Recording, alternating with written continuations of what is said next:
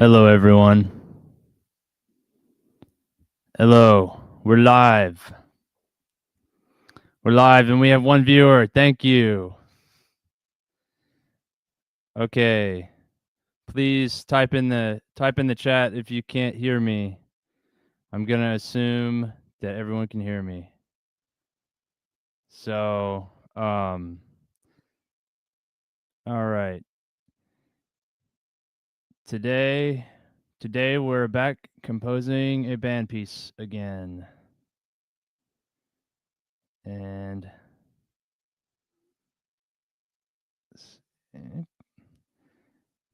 yes. Can you hear me? Can you hear me in the chat? The fans? Are we ready?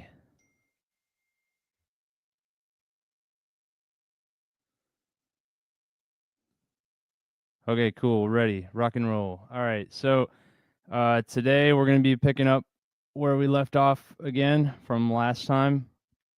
And so to recap, last time we were writing a band piece, and we're showing you our entire process here from start to finish of writing a band piece. We started off in C minor or E flat major, I think, last time, and messed around with some other key areas, trying to go into like G minor, putting different things in. I'm not sure exactly where we're going to end up, but that's okay. It's a process. We're not supposed to always know where we're going to end up, and that's fine. So I think the question here is where to start. So where do we start? So in the chat, where do you think we should start? People in the chat. Should we start at the I don't want to rework material. I want to try to get new material. So I kind of want to start measure 15, because I think measure 11 is going to be a little transitional piece where maybe we're keyless for a minute. And so the reason I want to start at measure 15 is because I want to start with some clean ideas in measure 15 or a little bit after, so that we can then go back and rework some transitional material to lead us up, to lead us into it. That's just kind of what I'm starting to see here in the score. So the best way to start, if we don't know how to start, is start with something that we've already done. So I think whether it looks like it or not, I think we have a decent amount of material that we could probably start to reuse some of it. So, all right. So, how about we just copy the first. Nope. Just copy the first phrase and. Nope. Okay. And we're going to put it at measure 15. But we can't just repeat it because that would be boring. We need to repeat it in a different way. Up here, we started kind of sequencing and doing some different things, because I wanted to demonstrate what that is. But then, but now, I think we should start to maybe build on this section a little bit.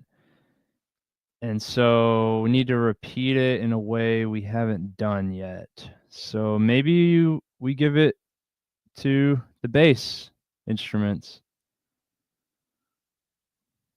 In this case, it's bass instruments. I'm composing, to recap again from last time, and feel free to go back and watch the last stream. I go down again.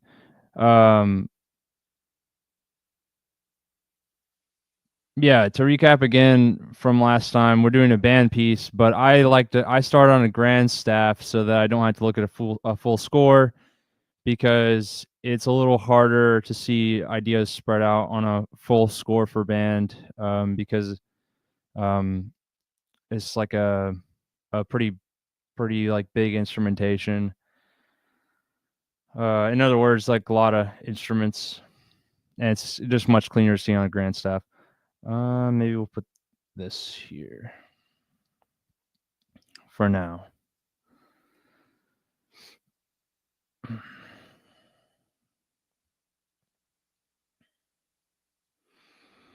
Okay, so the other thing that we've done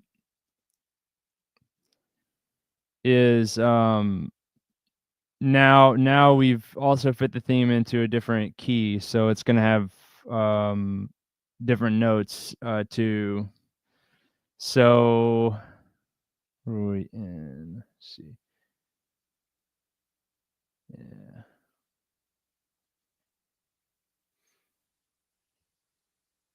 And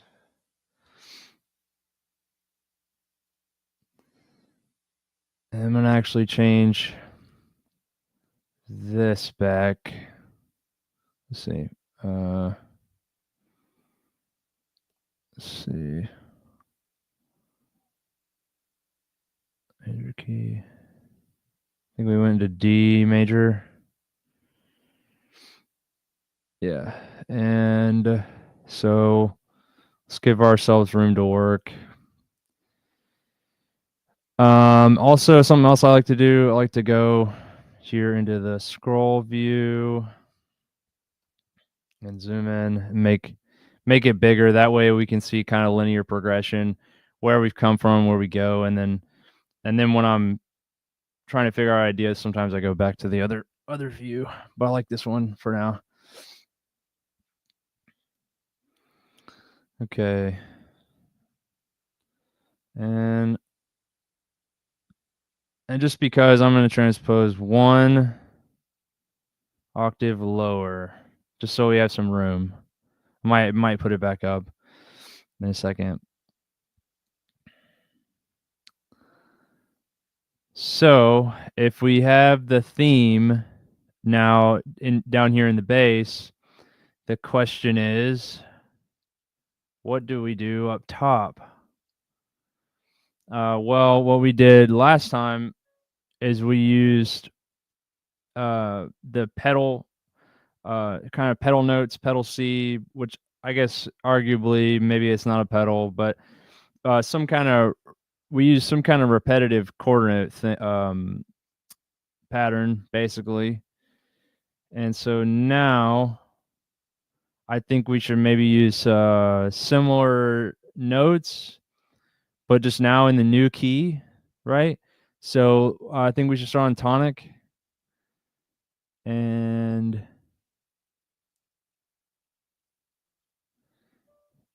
start with the tonic. And I just didn't start on the downbeat just because I don't want it to become too metric. I want to break it up a little bit. Okay.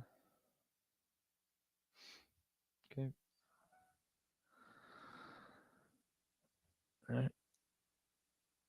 All right. And then maybe next we can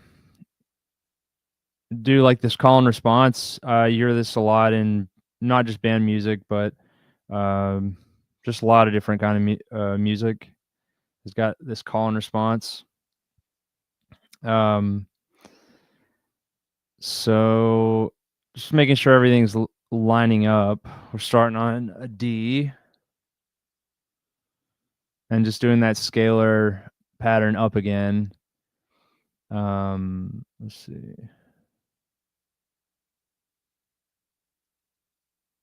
Yeah.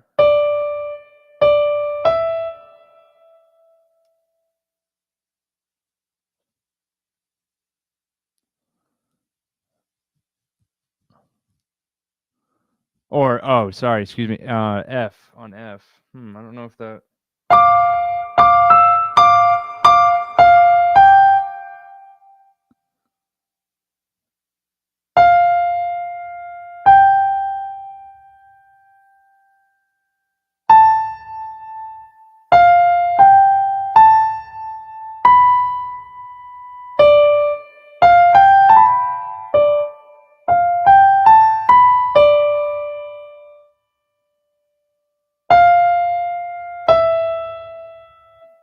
F sharp.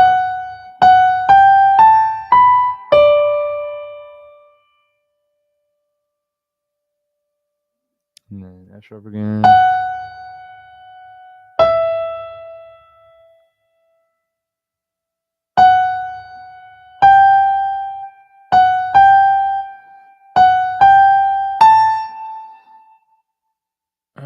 Okay.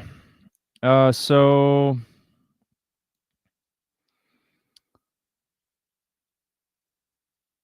I think that's pretty good.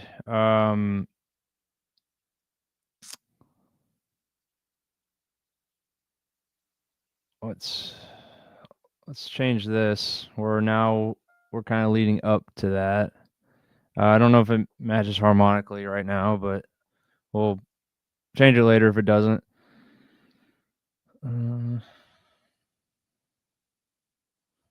Let's see if that works.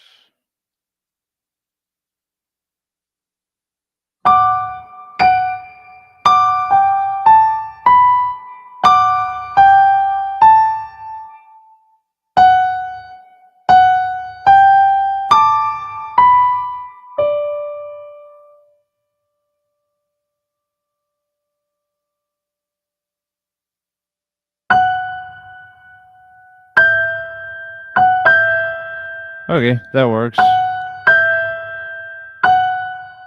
We have mostly. Oh wait. Yeah, let's do that instead.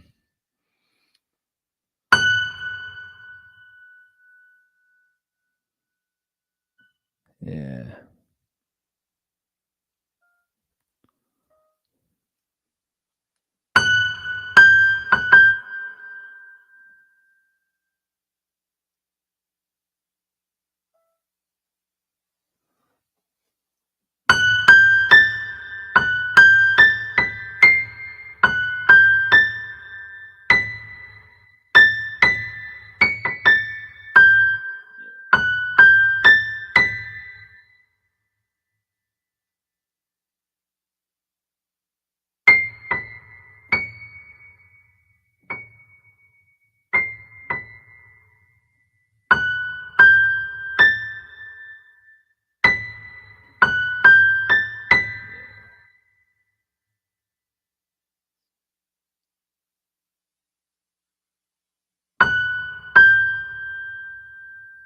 No. Okay, I'm just reworking this a little bit. Oh. Sharp. Oh, let's put that parentheses so we know it's F sharp for now. And actually, I like it better as a quarter note again.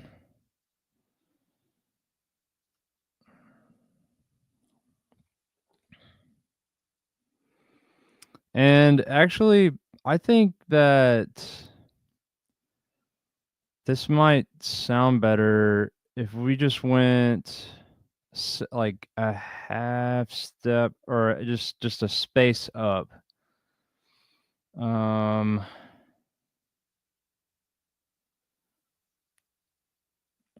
Second.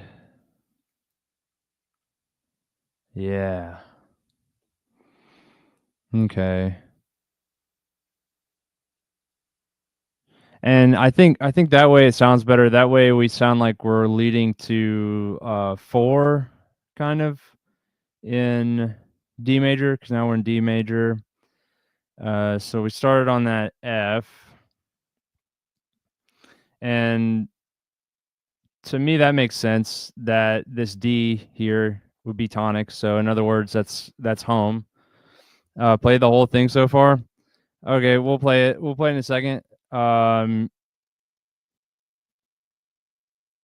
Yeah, I think this makes sense that this would be tonic, because like with the third and the bass, the melody line starting there. So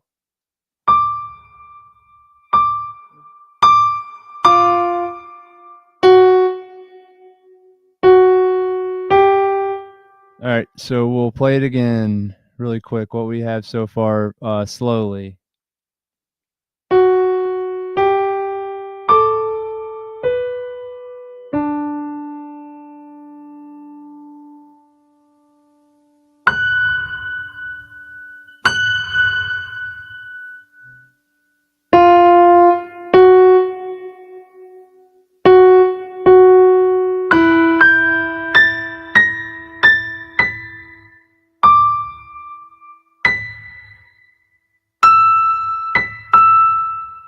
All right.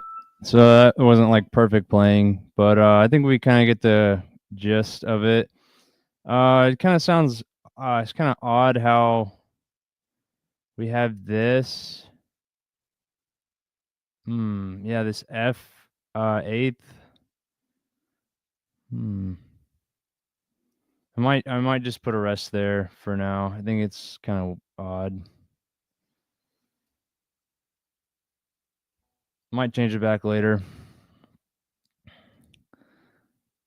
Beautiful. Yeah, it's pretty. Sounds pretty. Sounds pretty okay. And see, we were in minor. I've kind of a little bit forgot why we decided to go into D major. And I guess okay. I remember because we were going to go into a secondary area, which was G minor, and then we were going to leave from there into D major. So basically, we're kind of going to the 5 of that key. In other words, maybe a little haunting. That is so funny that you mentioned that. I think that's what we said on the last stream, that someone else said that it was haunting, or maybe we said dainty. I think we said dainty too. Okay, so it's haunting. Okay, so that, I guess, creates another something actually we could build off. Right, because aesthetics are also important in music, even though it's probably not talked about enough. So how do we think we could create a haunting, like, aesthetic or atmosphere with the music? What might we do? Something to think about. Put it in the chat. I'll give my own ideas.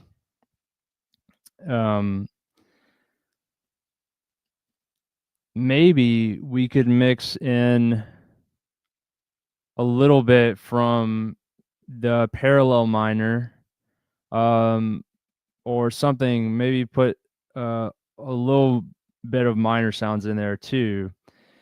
And so how we would do that is by changing the third or the sixth. So in D major, what is the sixth? Put it in the chat if you know.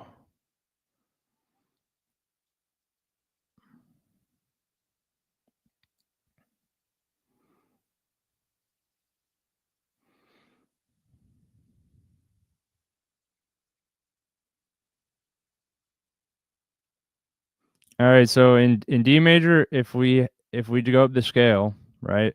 I'm just going to show this so it makes sense to people who want to watch it later too.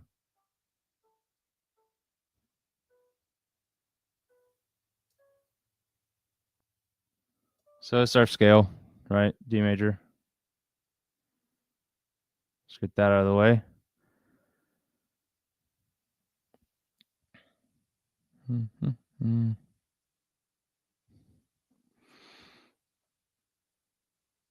So D is 1, right? So go to scale. E 2, 3, 4, 5, 6, 7 octave. So it'd be B natural or B. So basically, to add in stuff from the minor area, parallel, you just, oh, my shortcuts aren't working for some reason. Let's see if it'll work now. We just make it a B flat. And that reason is that's a minor 6 from D. Okay. So, oh.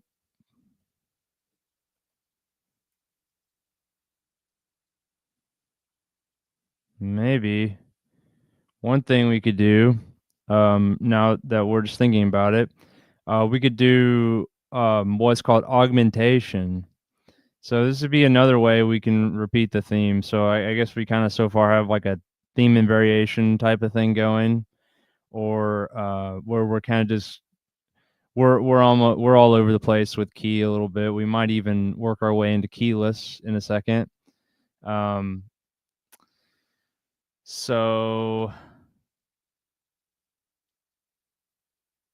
yes. So basically augmentation is where we take the same melody and we make it longer in note we make the note values longer basically. So in other words, what we're going to do is we're going to take this melody and we'll even show you here. Let's see. Even show you. I'll take this.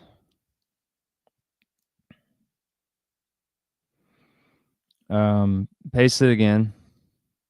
Transpose it up like 3 octaves again. Okay. 3 octaves, I'm thinking.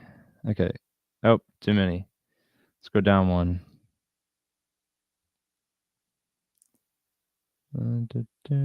Oh, it did it 4.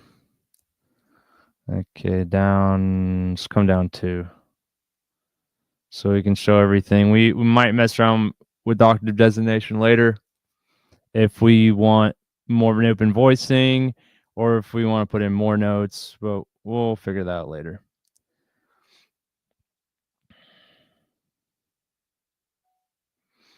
Okay, rest. And let's give ourselves add a measure in here. I think if we do it, yep. Okay.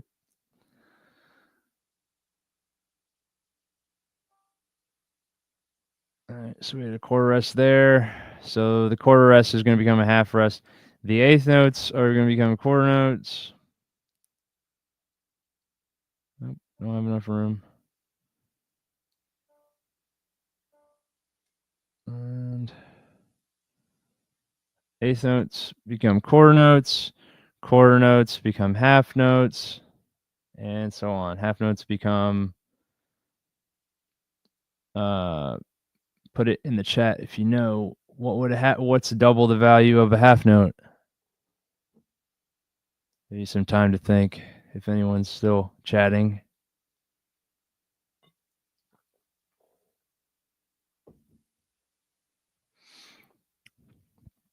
All right, I'll also just say it.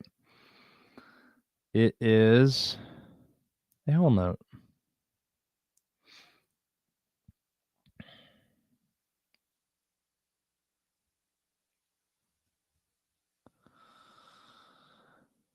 Good, okay. So you can see it compared to the melody at measure 15. Just look at measure 19. So our eighth notes are now quarter notes. That one quarter note is, yes, a half note.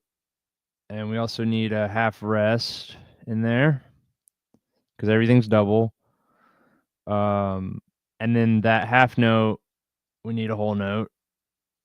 And then quarters and then another half note. We just got to make sure we do the same intervals apart.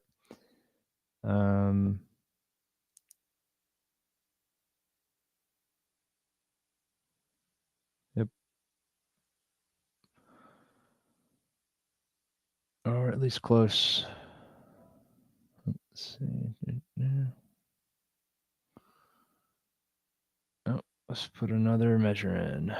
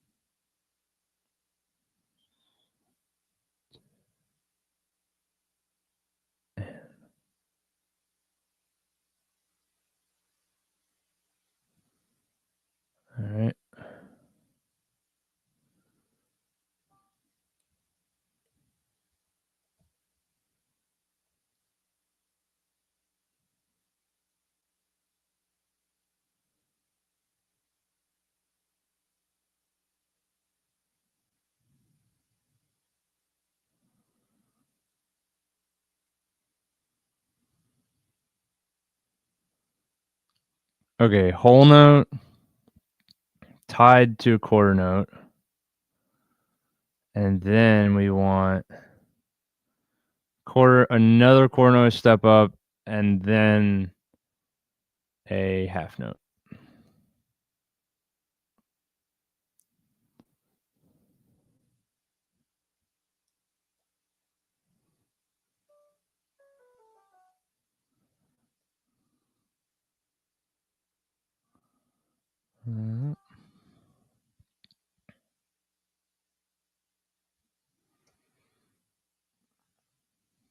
Okay.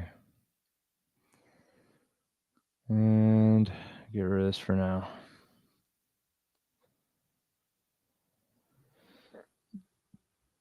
All right, and I'm gonna zoom out a little bit so we can see what we've done. So starting at measure 15, we have our melody. And then if you look at measure 19, that is an augmented version of our melody. And it's also in a different position, starts in a different position in the scale, basically. Or actually same position, but if we want, we can make it start in a different position. Let's make it in the same place, just since and this would actually work as a baseline. And if you notice, actually, we'll change our view real quick so I can show you something else. It's kind of interesting. We almost have a similar effect that we had before with these pedals in the bass, just by augmenting our melody. We kind of have a similar thing, so we might use it again for material in the bass for our bass notes.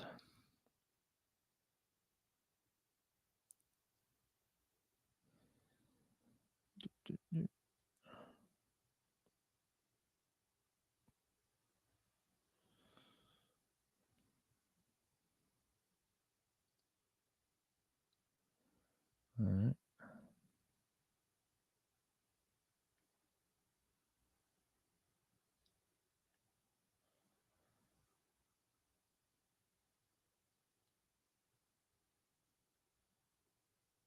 All right.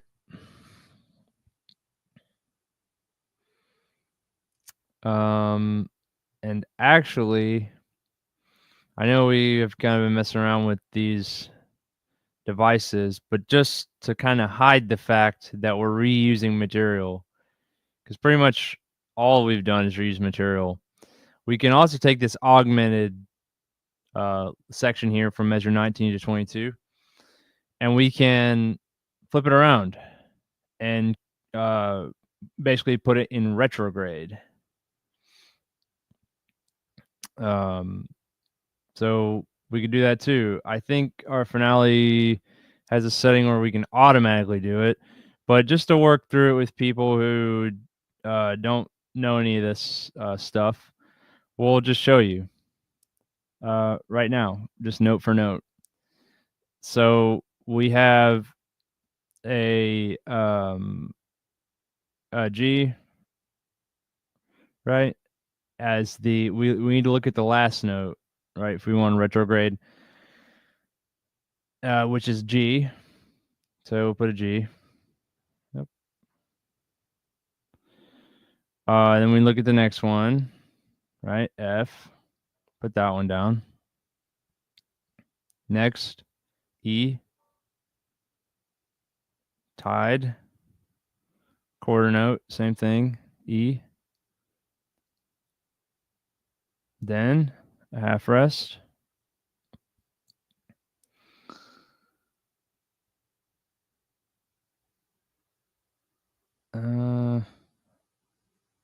Wait. Oh wait, no, we're good. That one.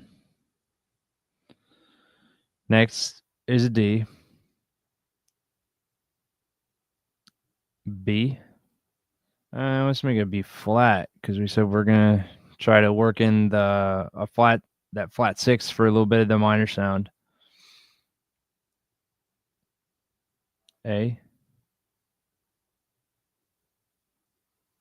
G, F. Okay. And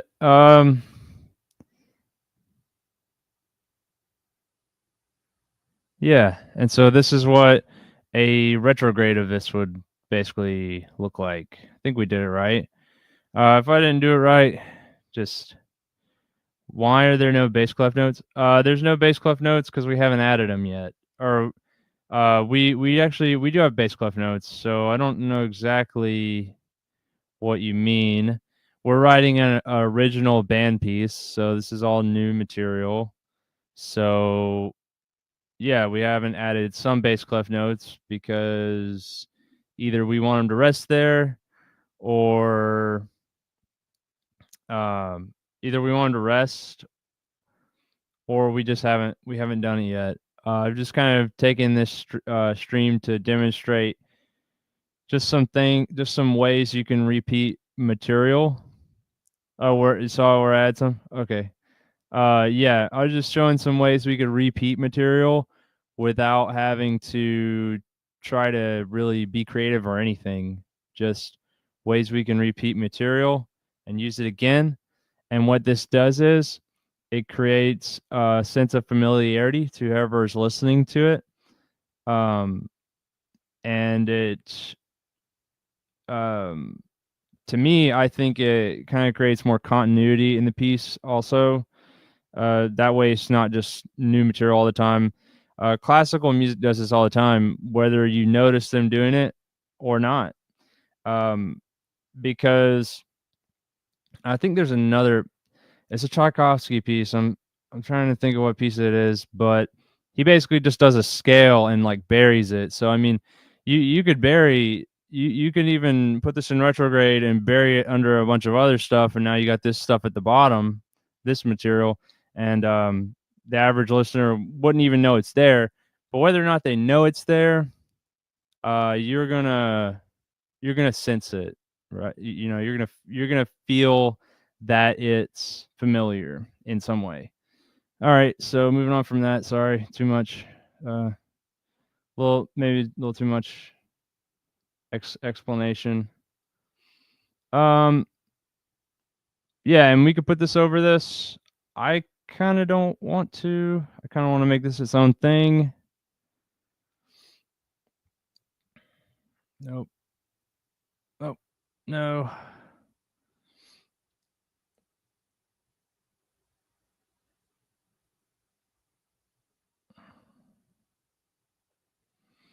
Okay, yeah, so let's take this whole thing. Let's make this a little smaller.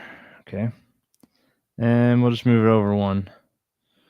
And I'm just kind of giving myself space to work, right? I don't want to be too micro focused. I like to be broader focused sometimes, and then we'll get in more workout harmonies, do a bunch of that other stuff. So one thing we could do again, let's repeat the melody again. Let's take this. Let's just do it again. Let's just keep why not? Let's just keep repeating it. No. Okay. Want to go other direction up.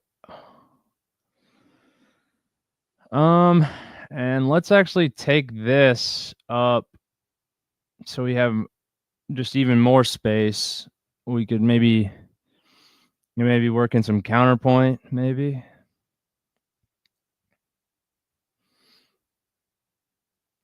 Yeah, we'll put it way up there.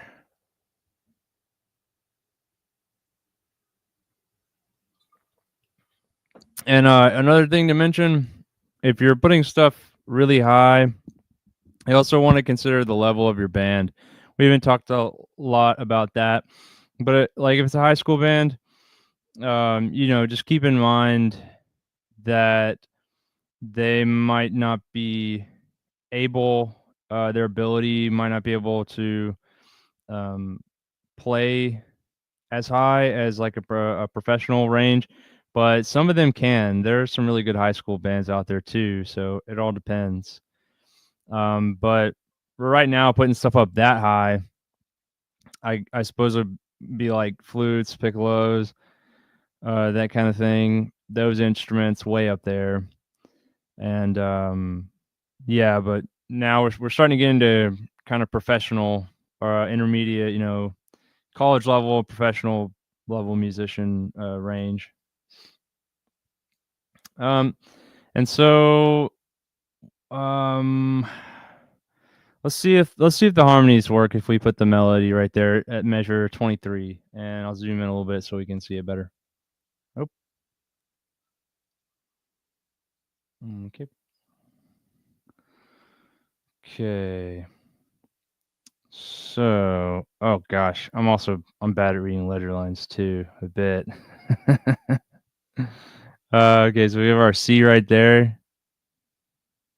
So is it G, and why not? Let's make it easy on ourselves.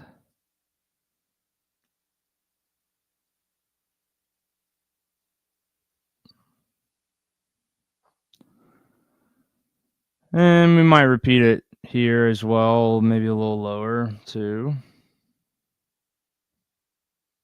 1 octave. Yeah, so we have G, or I mean an F rather.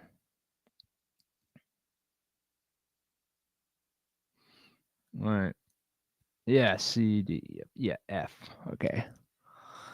All right. So we have an F, a G, an A, and a B.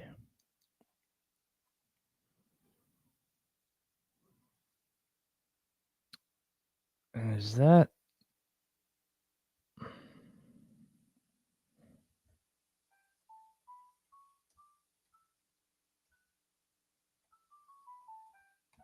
Yes. An F, a G, an A, B, and then a D. Okay, so let's just start with that. And then in the bass, we have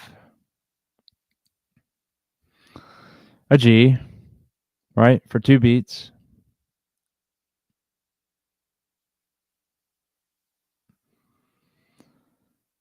So there's already a problem with that.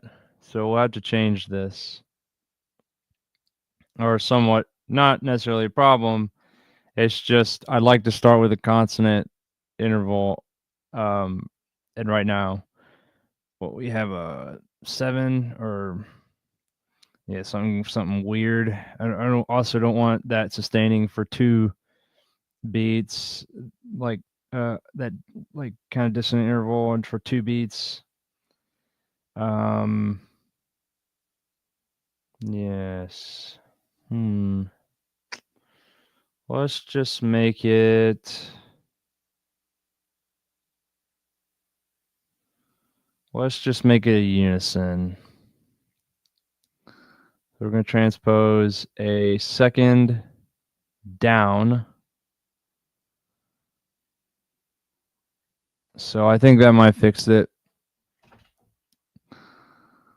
Okay, so we have an F in the bass. Looking in the bass, we got an F at measure 23, an E, and then a D.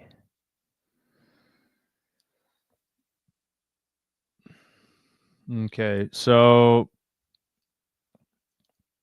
really quick, just to show how we could work with some of these inner voices. We'll just do every quarter note pulse. We'll do some kind of harmony. So the way we do that is now we can look vertically, right, up and down. We'll just build out this chord. So we need an F. We need we'll just build out some kind of an F chord or major, minor, whatever. And that's kind of weird for actually it's kind of weird for D. Let's just build out maybe some kind of a D chord. Oh, but now we got the third up top and the third in the bass. That's a little odd. Or not that it's odd, but typically when we repeat notes, we want to repeat the tonic first as much as we can. So actually, let's change this. Let's change this again. And let's go down a third. All right, diatonic. And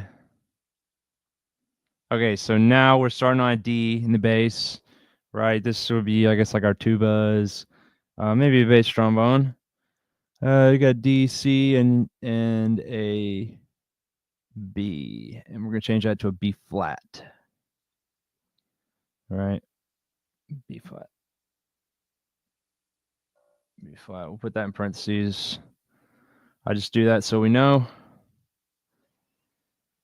and our musicians know, or whoever's playing it. All right, so we're gonna go every quarter note, and we're gonna build out a D, D major for now. Maybe we'll change it. So we're gonna go D. We need an F, so I'll just put an F in. Oh, and let's go into our second layer in the score.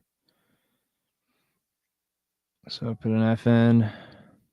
Okay, so our next note is, put it in the chat if you know what our next note is. We're going every quarter note pulse. So it's an A.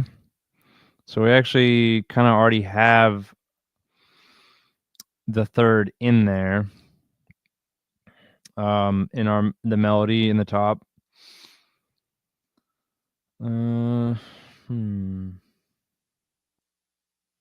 So I guess we could put a D again, maybe. Just gonna put those in there so we have them. And then on beat 3, what note do we have? Put in the chat if anyone's watching. Another D. Right? Yeah, another D.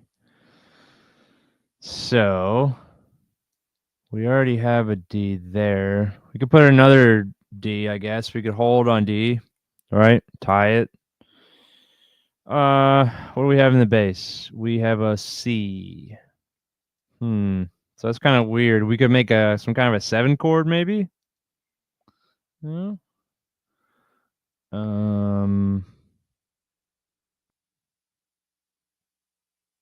But now that's weird because now we have it's kind of a weird inversion, and I really kind of see that quarter more as like passing to that B flat. Which passing just means it's not so much a function, it's not so much as a harmonic function, just as it is just gets us from point A to point B. And a lot of times when people get confused, but it's a where does it come from, where does it go situation with harmony and anything music theory. So we're coming from the D, we're going to the B flat. We got the C in the middle. It's kind of passing, and depending on how you hear it,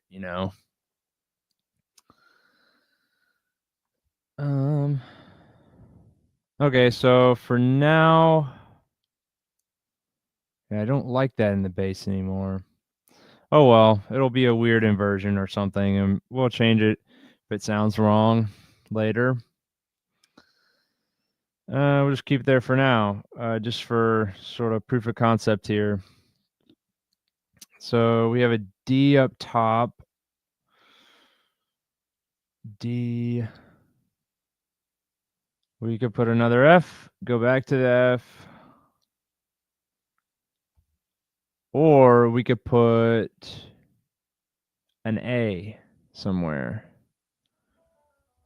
So we could do that.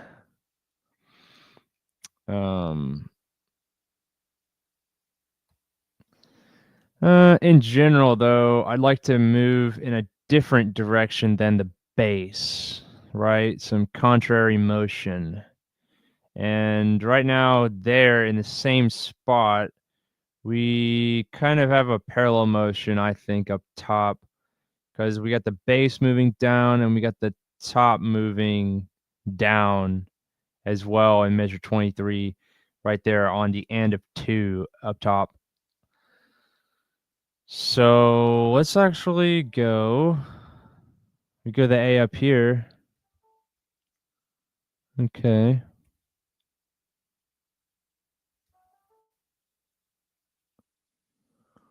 And then,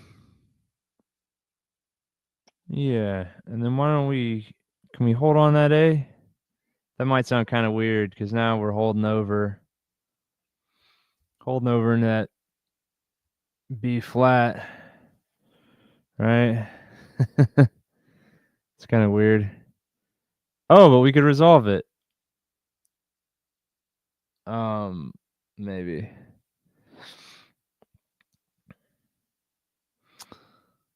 We could, oh yeah, okay. Yeah, we could hold over in this next measure here. And then maybe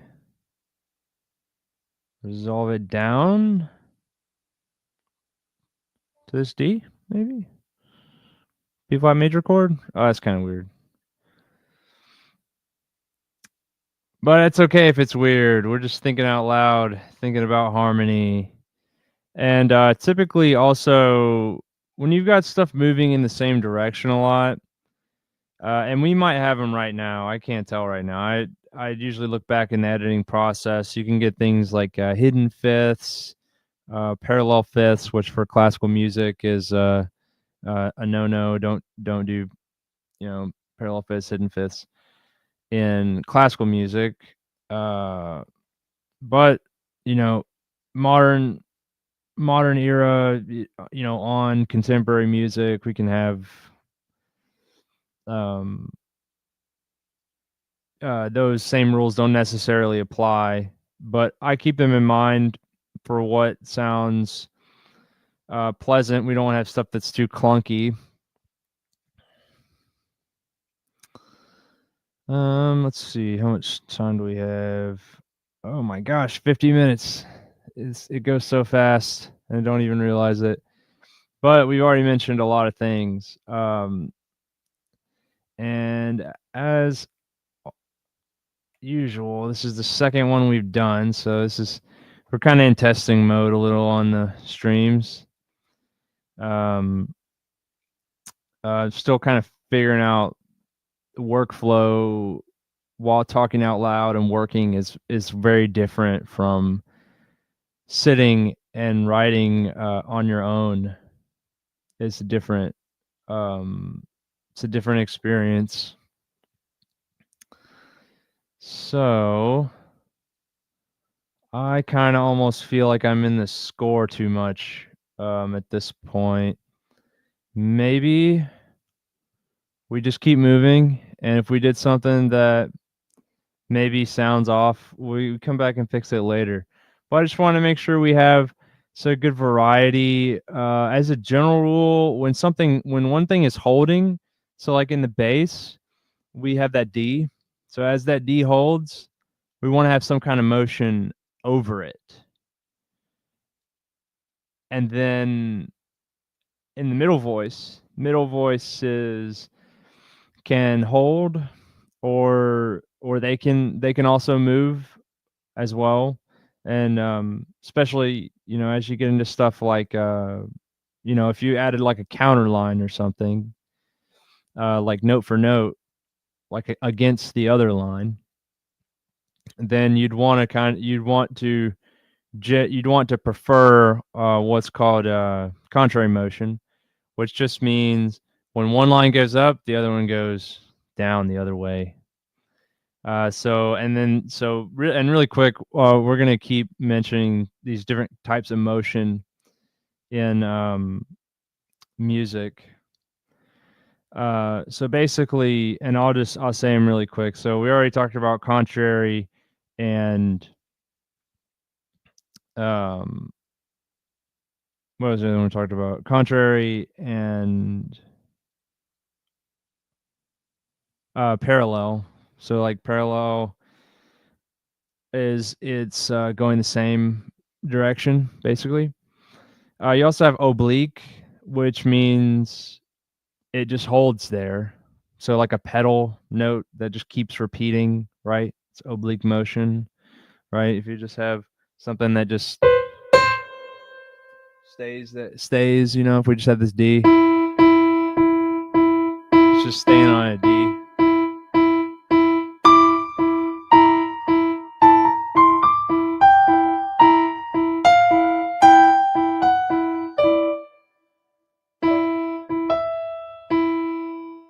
And then we have and those are basically the different types of motion we can have.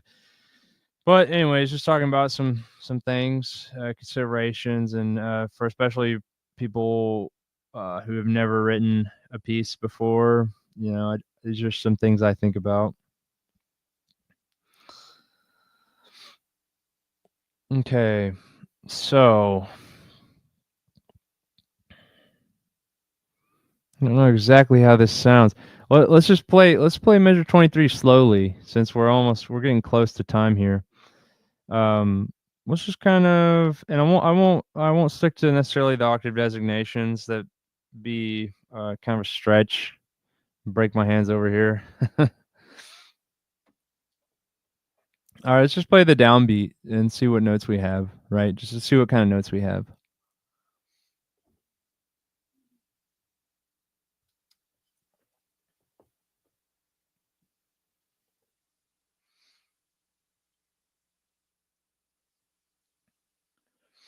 All right, so we got an F and a D. Oh, and we already have kind of a mistake, or not a mistake, but I don't want to repeat the third twice. Okay. So, what if we could do an octave, right? We could do that. We could do a fifth. We could still be in the A. Let's not do a fifth. Let's just hold. Let's hold there.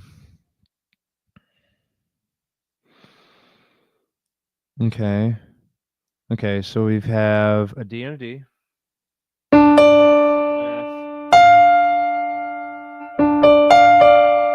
Sharp, rather.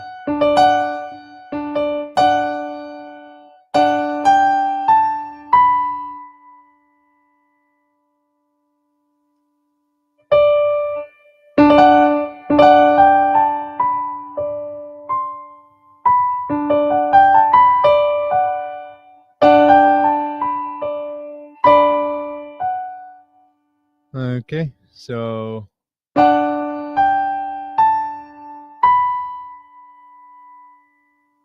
and then we switch to an A.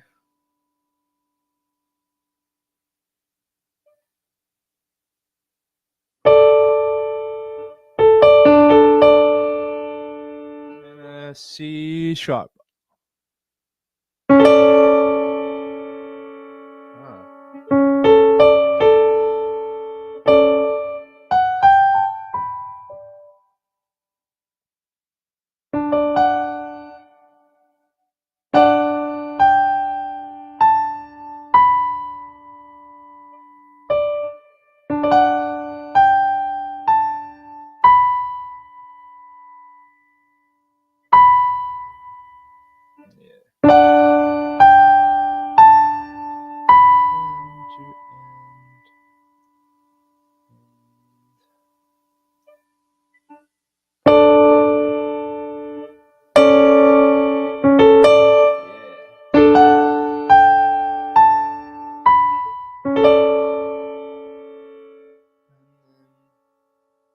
To the B flat.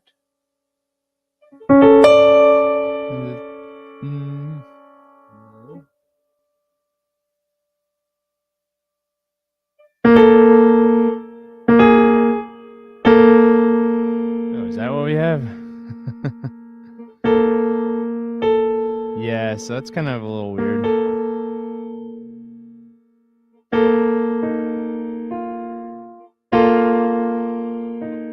So right now I'm just thinking how we can make sense, because we have that A that's really high up there. If we put that in trombones or something, it's maybe gonna, well, that wouldn't voice that bad. It really depends on when you put the intervals, notes, and different chords on different band instruments, you're gonna voice them differently, and they can sound pretty jarring if you, depending on the range and depending on the instrument you put it in. But like typically, if you put a higher note on an instrument that's like at the end of its range, kind of, or toward the upper ends of its range, it's going to sound higher than it actually is, which can be good or bad. It's just something you keep in mind. It's just like a kind of orchestration thing I keep in mind. All right. So yeah, so we got to make sense of that A somehow. And we might already kind of have issues. We have kind of that jump there, but I kind of like it. So yeah, why not? Let's make sense of that A really quick before we hop off.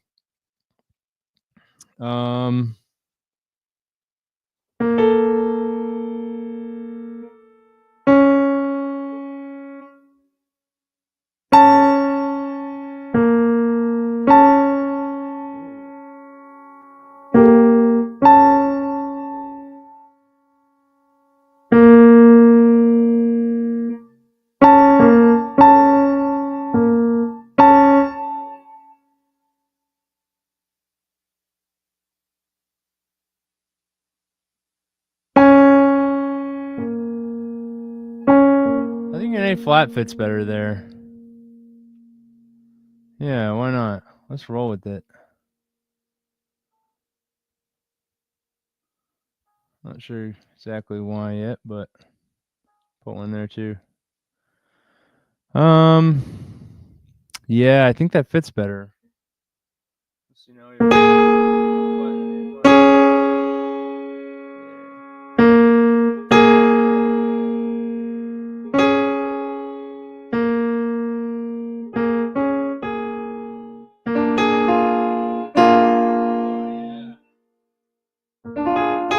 you could put that 7 chord there. What would that be?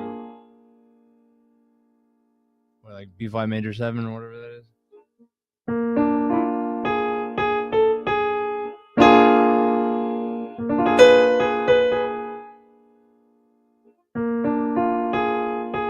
Or whatever, flat 7 or major minor, whatever.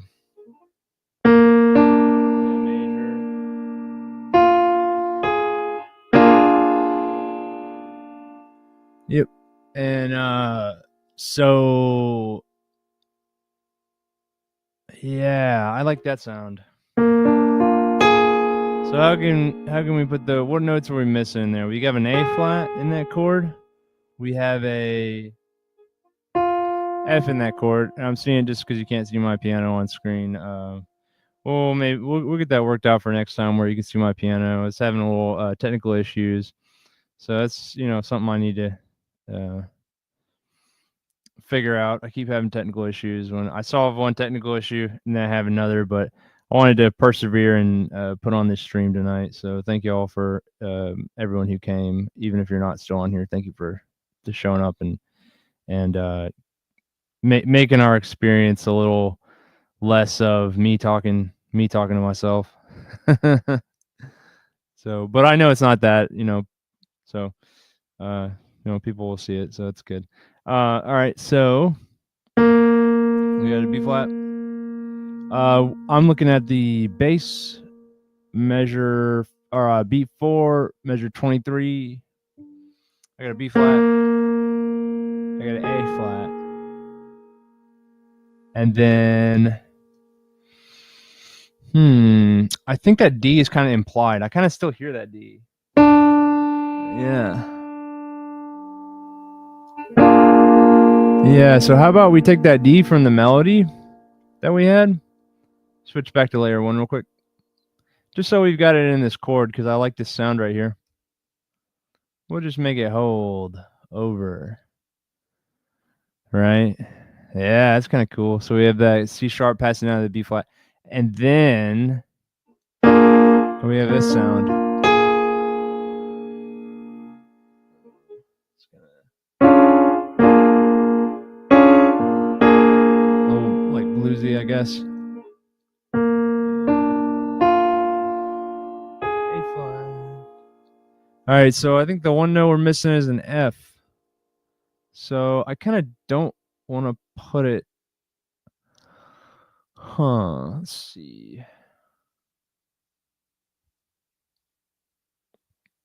No.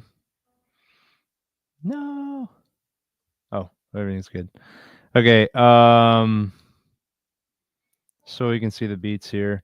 Let's make it come in on that second, or on that not second, fourth beat. Yeah. 1, 2, 3, 4. Yep. So yeah, we kind of have it kind of broken up a little bit.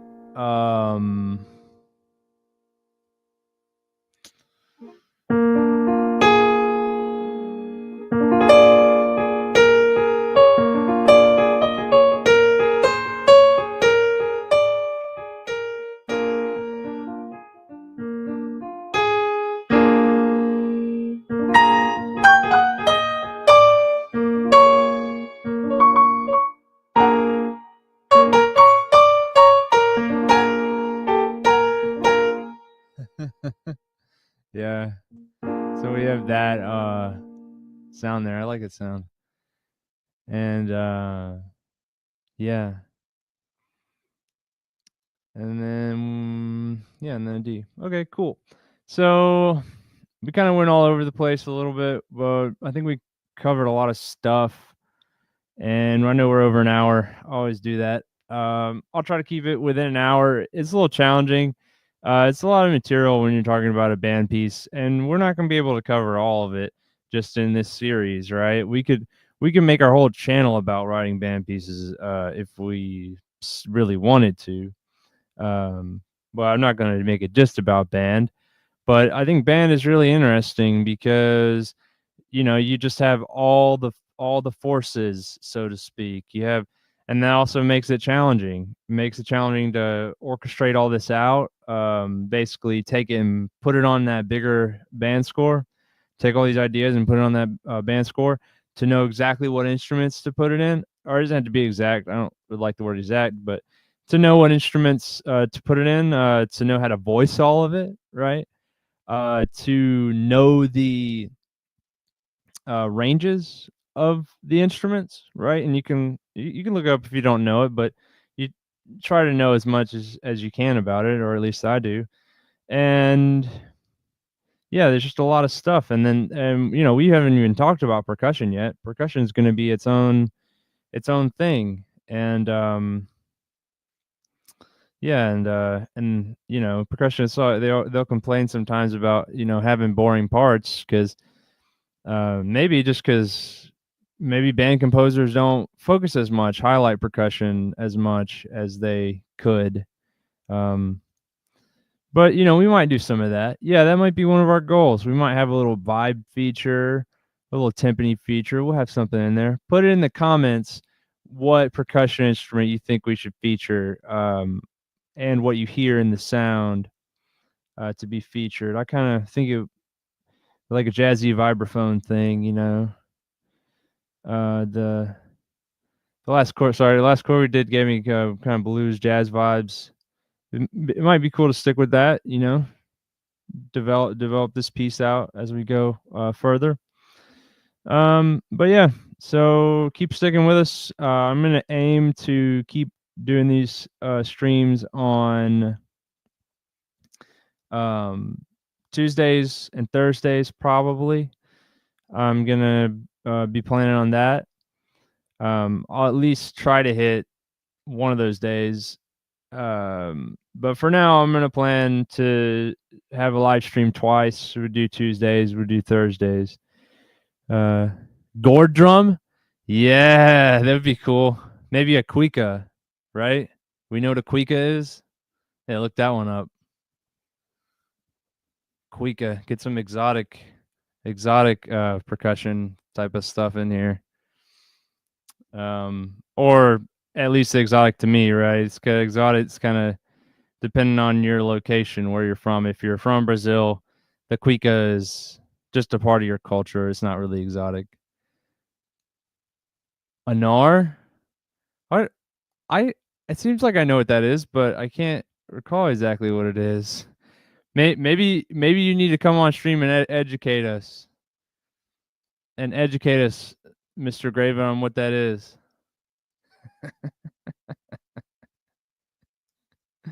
All right, everybody have a good night. And I hope you enjoyed it. And yep, peace out. Bye. Keep rocking.